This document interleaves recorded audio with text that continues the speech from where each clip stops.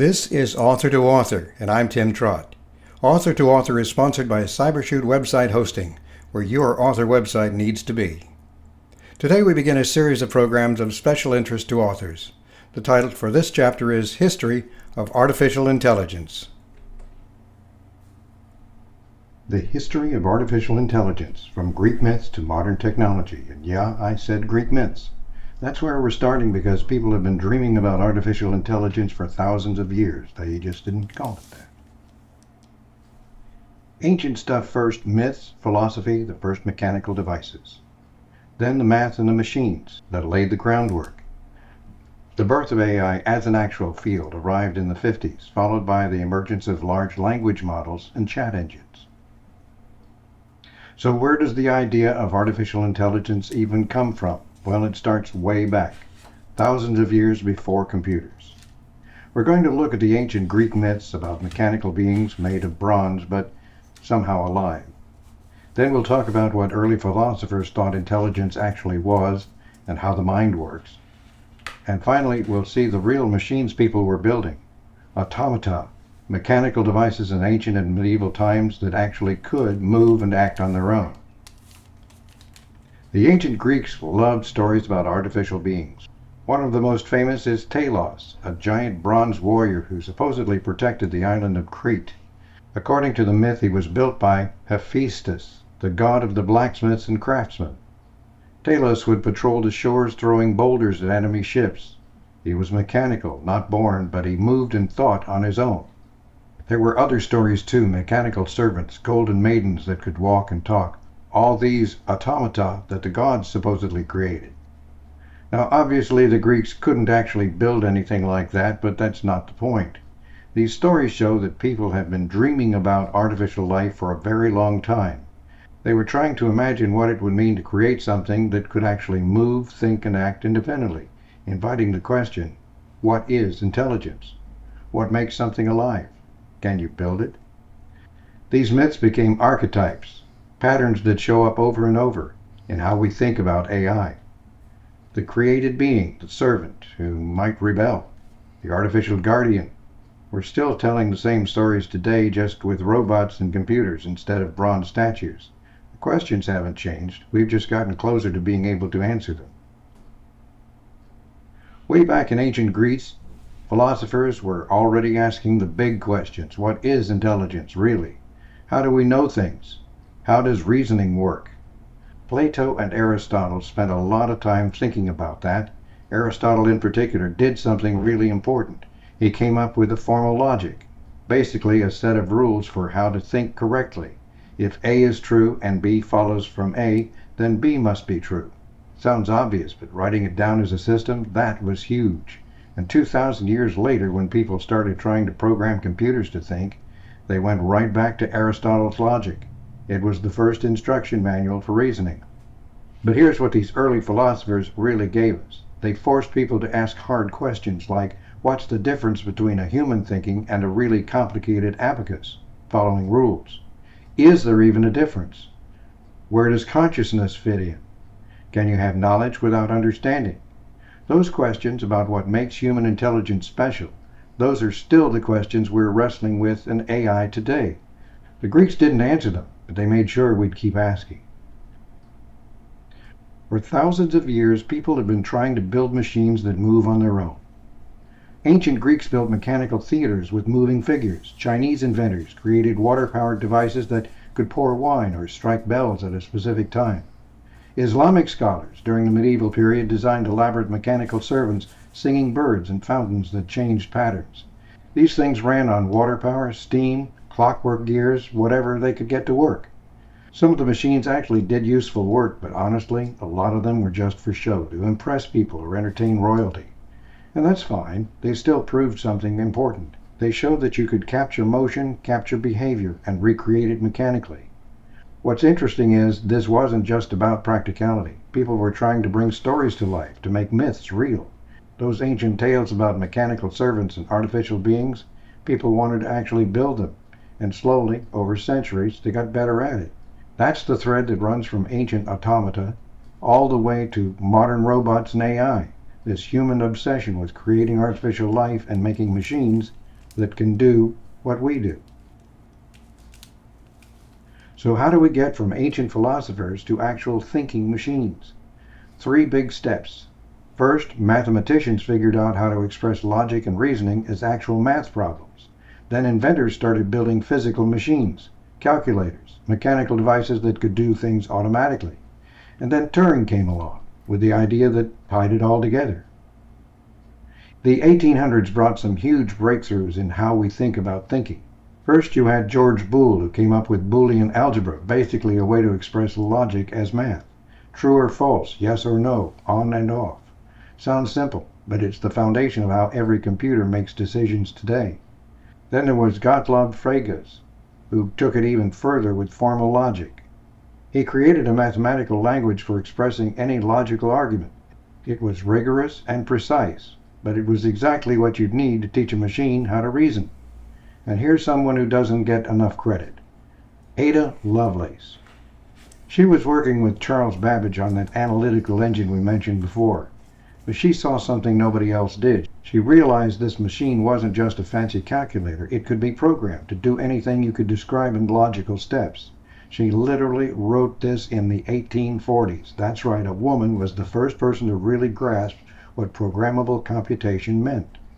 So what did all this add up to? These people proved that thinking, at least logical mathematical thinking, could be broken down into steps. And if you could break it down into steps, you can mechanize it. That's the idea that eventually became computer science, and later AI. Centuries before computers, people were already trying to build machines that could think, or at least calculate. In the 1600s, a French mathematician named Blaise Pascal built one of the first mechanical calculators. It could add and subtract using gears and wheels. Pretty impressive for that time.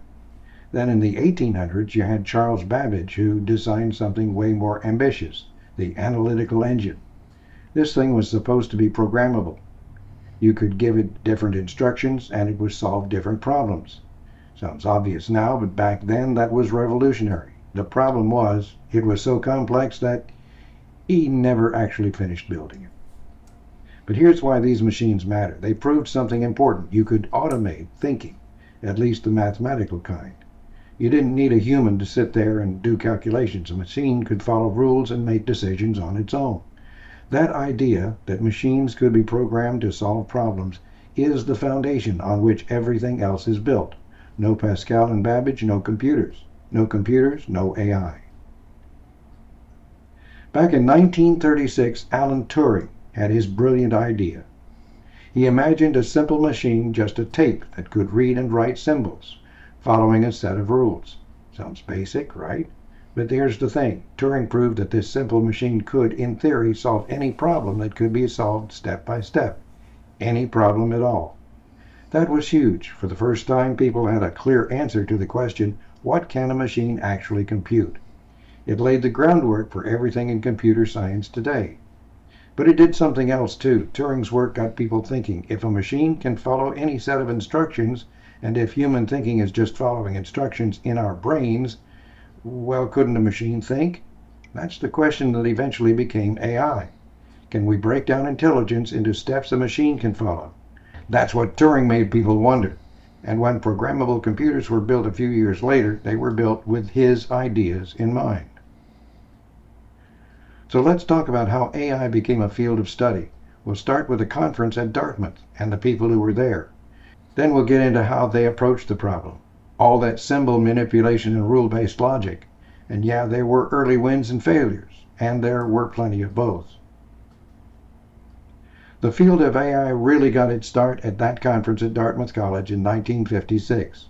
Some of the biggest names in the field were there. John McCarthy, who coined the term artificial intelligence. Marvin Minsky, Alan Newell. These guys were incredibly optimistic. They thought, we can build machines that can think like humans. And they made progress. They built early programs that could solve logic puzzles and play games. Nothing too complicated, but it was a start. The thing is, their goals were huge, maybe too huge. They genuinely believed that they were close to replicating human intelligence. But what that conference really did was make AI legitimate. It brought researchers together, got universities interested, and attracted funding. It created a community of people all working on the same big problem. That foundation, the institutions, the academic programs, the network of researchers, that's what made everything else possible. In the early days, AI was about symbols and rules. Researchers would try to break down human thinking into step-by-step logic. If this, then that. They'd feed computers tons of rules and let them crunch through the problems. There were some pretty impressive systems built that way. In the 70s, there was one called Sherdloo that could understand natural language commands and manipulate virtual blocks. Then you had expert systems, programs loaded with knowledge from specialists in fields like medicine and engineering. And within their narrow areas, they worked, sort of. But there was a catch. These systems were a nightmare to scale up. Every new situation needed new rules. And the real world? The real world is messy and ambiguous. Things don't fit into neat categories. A symbol-based system would just fall apart when faced with that kind of uncertainty. So eventually, researchers realized, okay, we need to try something completely different. And that's when they started looking at different approaches. Early on, AI researchers had some real wins. They built programs that could prove mathematical theorems and play games like chess. Remember those? People got excited, maybe too excited. The problem was that researchers kept promising way more than they could deliver. We'll have human-level AI in 10 years, they said, and then nothing. Investors got burned, governments cut funding, scientists outside the field started rolling their eyes whenever anyone mentioned AI. Progress basically ground to a halt. Twice, actually. They called those periods AI winters, and yeah, it was pretty bleak. But here's the thing, those failures taught everyone an important lesson. The human brain is ridiculously complicated, and building something that thinks like us is way harder than anyone thought. Duh. So, researchers stopped trying to do everything at once. Instead, they explored different approaches, different techniques, and different ways of tackling the problem. And that diversity of ideas, that's actually what eventually led to breakthroughs. So how did we get from those early experiments to AI? Three big things happened. First, neural networks made a comeback and got way more sophisticated. Then deep learning took off. That's when researchers started stacking these networks, dozens of layers deep, and they got some incredible results. And finally, all that research started showing up in real products. Your phone understanding what you say, your car's camera recognizing a stop sign, your bank software deciding whether to approve a loan. And that's all this technology at work. Scientists looked at how the human brain works and thought, what if we could build something like that? So they created neural networks, basically artificial neurons that connect to each other and learn from information that's fed in. Back in the late 50s and early 60s, they built something called a perceptron. It worked, well, sort of. But it could only do the real simple stuff, and people got discouraged and neural networks fell out of favor for a while. Then in the 80s, researchers figured out something called backpropagation, which is basically a way to teach these networks by showing them their mistakes and letting them correct themselves. That was the breakthrough. Suddenly, you could build much bigger, more powerful systems. And that's when neural networks got really good at recognizing patterns, like telling the difference between a cat and a dog in a picture, and sorting things into categories. That's what eventually led to the AI we have now. Then around 2010, AI took a huge leap forward when researchers started using real deep neural networks with tons of layers. What made it finally work was having massive amounts of data to train on, plus powerful graphics cards that could handle all that number crunching. These new setups were built for specific jobs, some for understanding images, others for processing language. And they got really good at it, better than humans at recognizing what's in a picture, and major breakthroughs in getting computers to understand how we actually talk and write. That was the key. And all of a sudden, AI is everywhere. Your phone's voice assistant uses it to understand what you're saying. Self-driving cars can see the road, and doctors can use it to spot things in x-rays and scans. Banks use AI to make smarter decisions about loans and investments. And shipping companies figure out the fastest delivery routes. Basically, AI went from being this academic research thing to something that actually affects how we live and work every day around the world.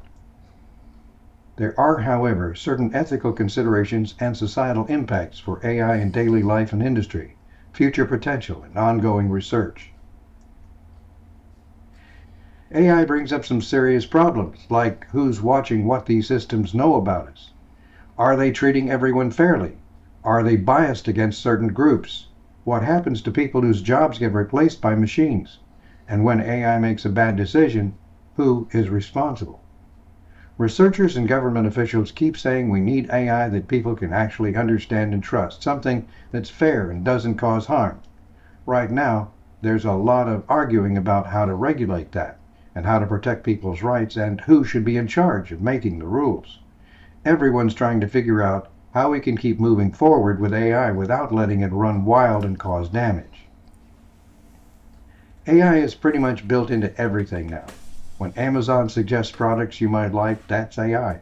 When a factory knows a machine's about to break down before it actually does, that's AI. Business analysts say AI is making companies more productive across the board, and they expect it to keep growing. Sure, all these AI tools make life easier, but they also mean we all have to learn new ways of doing things. Customers have to get used to dealing with chatbots instead of real people. Businesses have to completely rethink how they operate. It's convenient, sure, but it's also a lot to keep up with. So what are researchers focusing on now? They're trying to make AI that can actually explain why it's made a decision instead of just being a black box. They want to build AI that's more like human intelligence, not just good at one specific task. They're figuring out how humans and AI can work together. They want to make sure AI is safe and won't do things that we don't want it to do. Some exciting new stuff is happening too. Scientists are starting to combine AI with quantum computers, which could make everything way faster. And people are using AI to tackle climate change, figuring out how to use less energy, predict weather patterns, and so on. Now, will there be an AI that's as smart as humans at everything? Some people think we'll see it in 20 or 30 years, but most experts say, let's not get ahead of ourselves. Progress will be step by step, not some sudden breakthrough. And they all agree that scientists, ethicists, policymakers, and regular people need to work to make sure AI develops in a way that helps humanity instead of causing more problems. We've covered a lot, from ancient stories about mechanical servants all the way to the AI that we're dealing with now.